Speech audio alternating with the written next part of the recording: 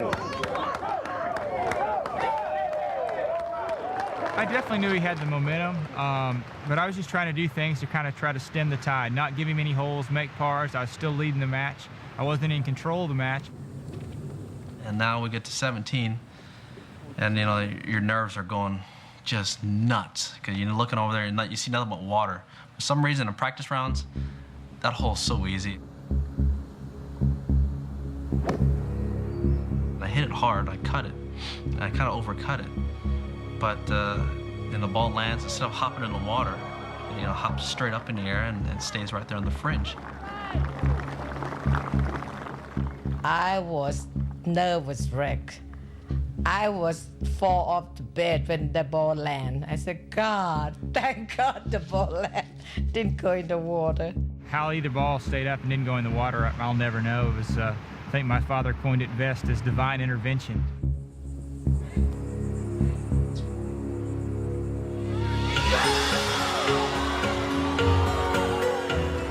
There must have been a hand in it. As it rolls, maybe an inch or two short from coming off the fringe, you'll see the ball actually kick to the right. And I said that is probably the luckiest birdie of all time.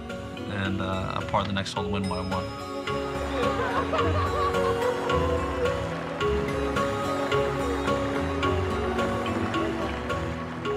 I don't think there's ever been a competitor in any sport that competes as hard as Tiger does. He never thinks he's out of it. Always plays to win, and even when he doesn't have his A game, he finds a way to grind it out that he gets the job done. I always tell him this, even now. Can you make it easy for me? I'm not getting younger, I'm getting older.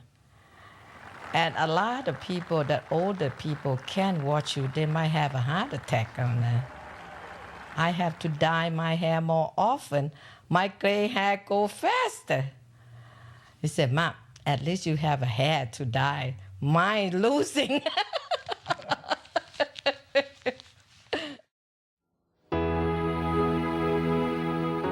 Victory brought Tiger an invitation to the 1995 Masters, and with it, a room to stay in at the hallowed Augusta Clubhouse.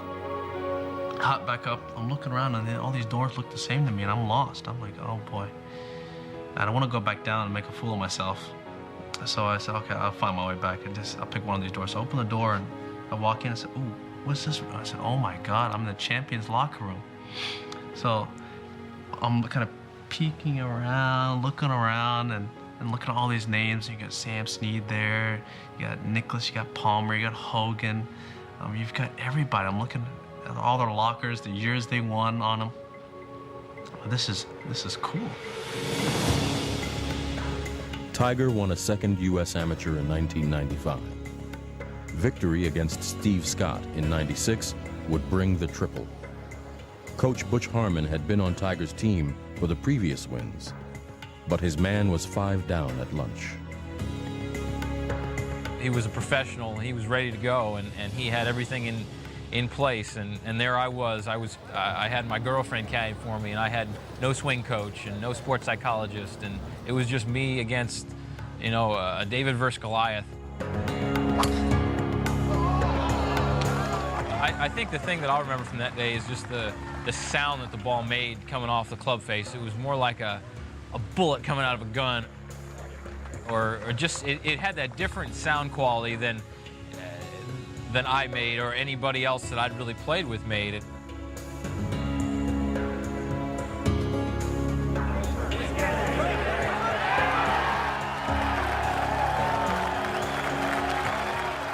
We weren't going to be denied, each one of us. And I got that sense from him, and I'm sure he got that sense from me, that it was my championship, and he's saying the same thing, it's my championship. And the level of golf that we played was phenomenal. We just didn't give an inch, and it was a lot of fun. Scott's resistance was finally broken. He holed a monster putt on the 35th hole.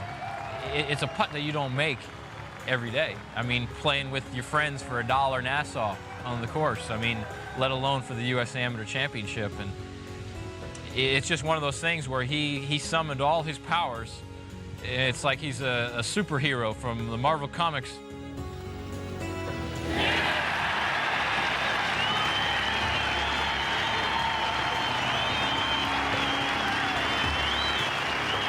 Normally when you're 5 up after 18 holes in a 36-hole match play and you shoot the equivalent of 2 under par in the second 18, you're going to win 99 out of 100% of your matches. And he shot the equivalent of 7 under in the afternoon. He really put it on me. That amateur I thought was so important in my life because I could lay claim that I have done something that no other amateur has ever done in our sport, which is win 3 in a row. You know, Mr. Jones never did that.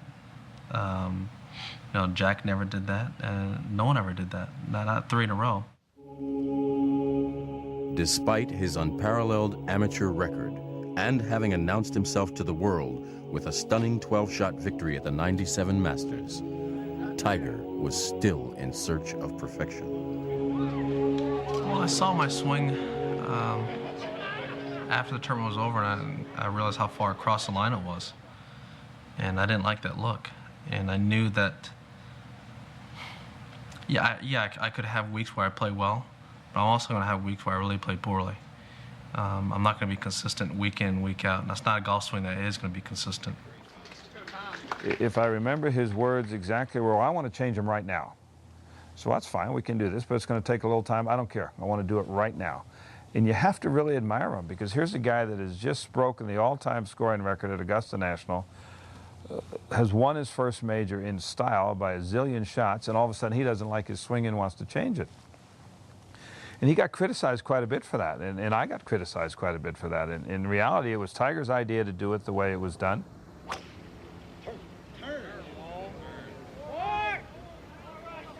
I agreed with him 100%, and we started on the process. And you know, and all of '98 was a process of a swing or a work in progress. While Tiger honed his swing, his old friend Mark O'Meara blossomed at the 1998 Masters and the Open Championship.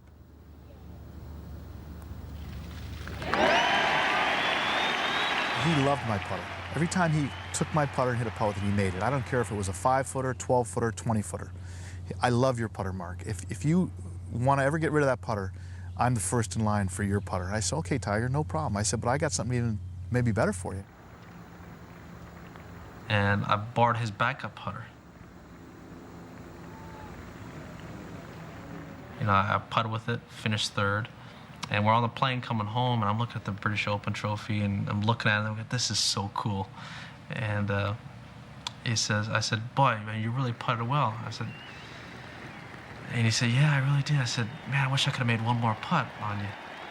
But I said, you know, it's amazing. He says, what? And I said, do you notice how you came up, you know, 1 shot short? And he says, yeah. He says, that's why it's my backup putter. And I'm like, oh, God, he just shot me down. Tiger was still sharpening his game at Augusta the following year.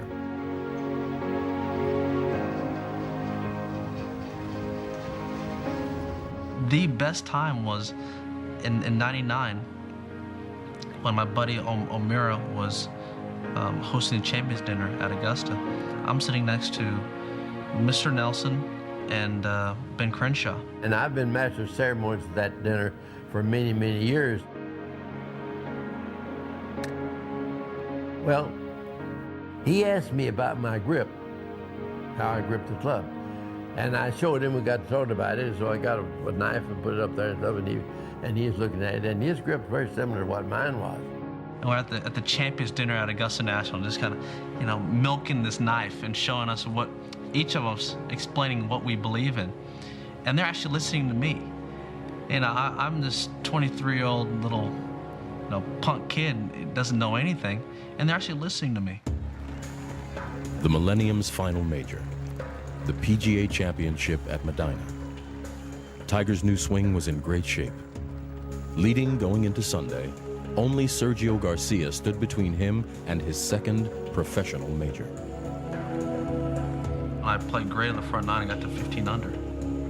Total 4 under for the day. And then I 3-putted 12 And then 13, Sergio made a great birdie down the hill.